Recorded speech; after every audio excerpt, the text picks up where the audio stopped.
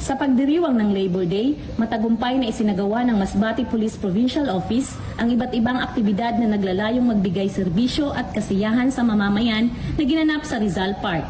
Kabilang sa mga tampok na gawain ng kantahan sa parke na pinangunahan ng Rodeo Cups Band, libreng gupit mula sa 1st PMFC at 96 IB Philippine Army, serbisyong medikal at dental na hatid ng PMDU at feeding activity na isinagawa ng Masbate City Police Station.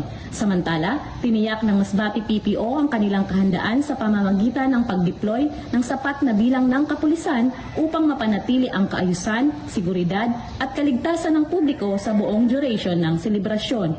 Naging maayos at mapayapa ang daloy ng programa sa tulong ng mahigpit na koordinasyon sa iba't ibang ahensya at lokal na pamahalaan. Patuloy ang paalala ng kapulisan sa publiko na makiisa at sumunod sa mga ipinatutupad na alituntunin upang mapanatili ang kapayapaan sa komunidad. Mula dito sa Masbate Police Provincial Office, ako po si Police Corporal Danet R. Alba, nag-uulat para sa Police News Network.